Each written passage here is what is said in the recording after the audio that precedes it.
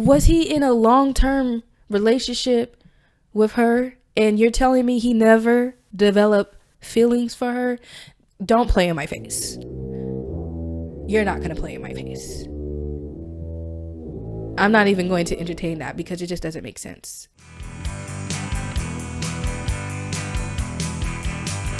Hello, my dear internet strangers. Welcome to another episode of Would You Like to Hear a Story? For this one is another one from Am I the A-Hole? And another user who has deleted. So, the title for this one is, My husband went on a last date with his ex a week before we got married to make sure. Insanity. Sorry, I had to fix my camera angle. As I was saying, that is insanity. Let's see what she has to say. There is an update to this one, so let's go. His ex was always the one who got away, according to everyone around him. He ended things because he didn't see a future with her, but everyone around him was shocked because she's so good and beautiful. Then we met, and I soon understood that everyone from his side preferred her.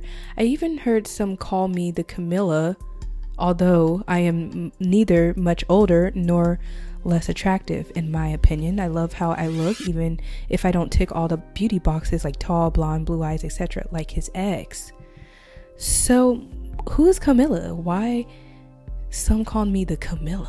What is the Camilla? What is that supposed to mean? He never given me any reason to doubt him, however. He gave me the impression that he knew exactly what he wanted, was secure enough in his heart that he told me he loved me a few months into our relationship, and I never felt like he was lying or that I wasn't enough.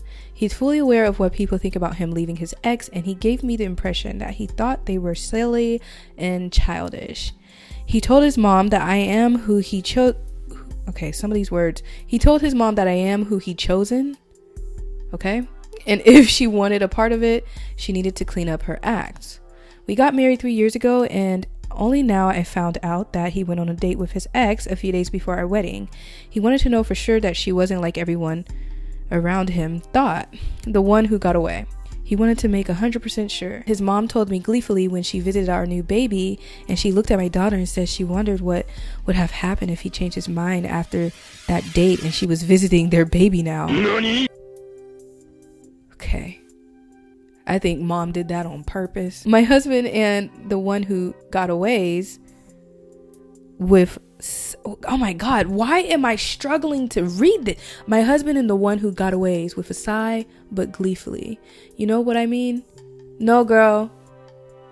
I think where she was like visiting the baby, was like, no, I don't. I'm sorry. I haven't spoken to him for a week, and I hate silent treatment, but I just can't talk to him. It isn't something I am doing to punish him or manipulate him or get the upper hand and control him. I just can't look at him or talk to him. Am I the a-hole for the silent treatment? And then there's an edit.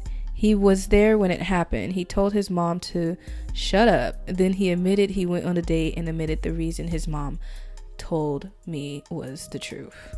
Yeah, that would have made me mad. I don't know. I wouldn't say that she's the a-hole. I don't know, because that would have really kind of, that would have pissed me off. I think they do need to talk and have a conversation. Like, my gosh, my cats. I forgot what I was saying. I'm sorry. I guess I would have said that would have sent me over edge. But they need to have a conversation. Honestly, this needs to be a conversation, because like, what happened on the date? That's what I was saying. What happened on that date? Were they just having a conversation? What happened? Because that's kind of crazy. And it's even more crazier that he kept it from her and he didn't even have like any communication. Like, I don't know. He it's like, it just sounds like he wanted to have his cake and eat it too, though. He wanted to be sure, like, well, I feel like, what if his ex rejected him? Because if she's the one that got away, that means she broke things off with him, right? But no, well, actually, apparently he broke up with her because he didn't see a future with her, whatever.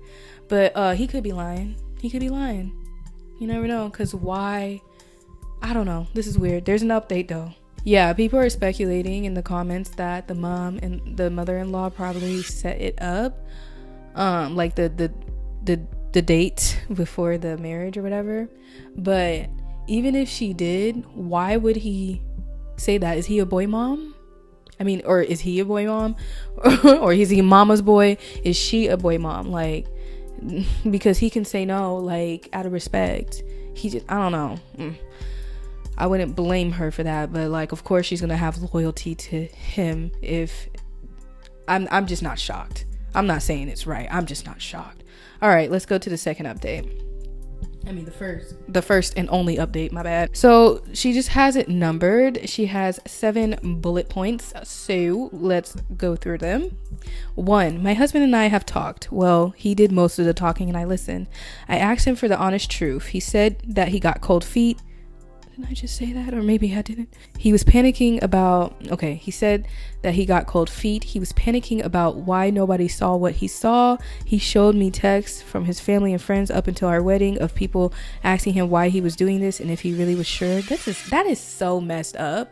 Like, that is so messed up. That's so messed up. I hope she's not friends with these people, or thinks that they are her friends. His sister said, or her friends too, sorry. His sister said that he was making a huge mistake. Boy, ain't no fucking way, boy. After the wedding, however, everyone stopped and they basically told him they respected his decision even if they couldn't understand it. I never felt that they liked me, but I have noticed that they were less intense and rude after the marriage.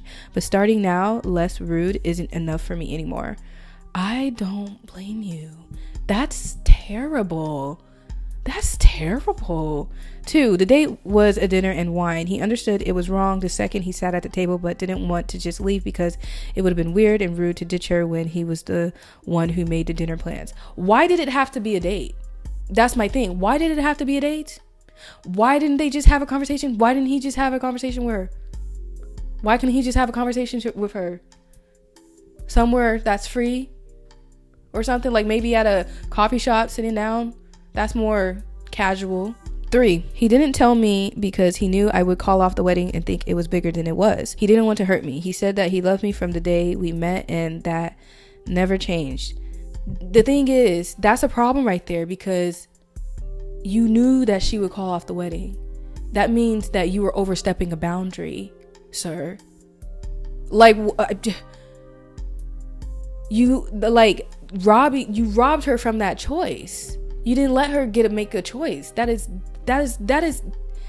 so disrespectful. And that is very deceiving and it's conniving. 4, we are going to NC, maybe North Carolina. We are going to, I'm pretty sure that's North Carolina, NC, with his sister and mother and most of his friends and family. His decision, not mine. His father is, ouch. His father is the one member that genuinely loves me. I have no problem having him in my life. 5, we are far from okay. I told him I needed time because we can't make any decisions and right now we need to concentrate on our baby. I don't want us to miss out on her first weeks. There's something new with her every day and I don't want us to miss that. She just gave birth too. Like, this is ridiculous. And the mother-in-law to say that when this woman is postpartum, that's cruel. That's just cruel. Oh, goodness. I don't want this experience to be tainted with being heartbroken. I refuse to miss out on the joy my baby has brought into my life. I see therapy and counseling in the future, but not right now. I don't want that. Then we either come out stronger or we separate. I mean, if you don't want to make the decision right now, that's fine. But there's going to have to be a decision. What's wrong with either being stronger or separating?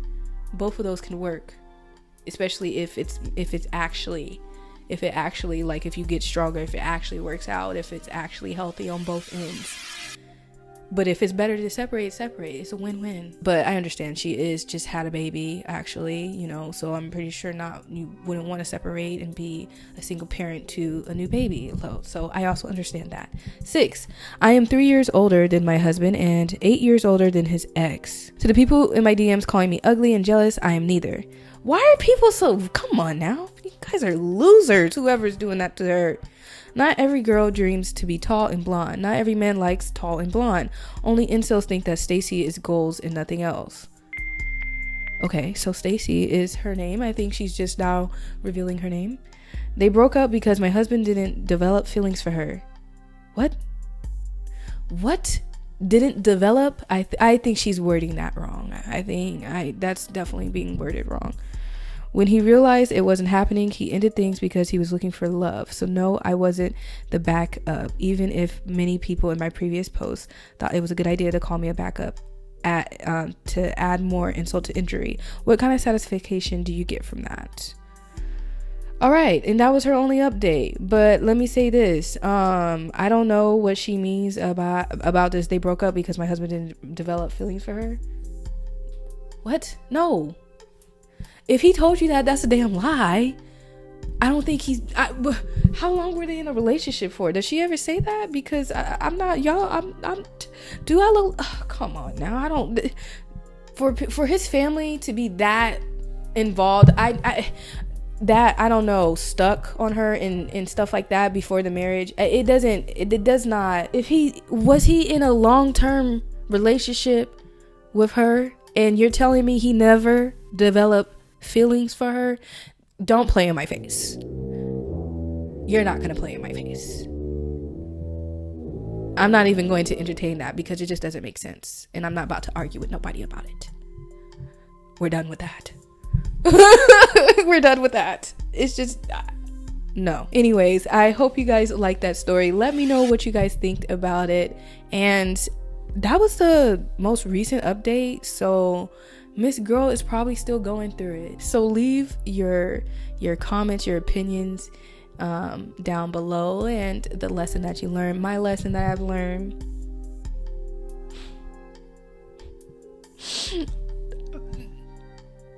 Honestly, the lesson that I've learned, or what I've taken from this story, is that if the family is not with you, I don't know, and they're close to their family and they just don't mess with you, and you honestly haven't given them any reason to not like you or anything, I'm sorry, I just can't do it. It's a deal breaker for me, because it's just for me.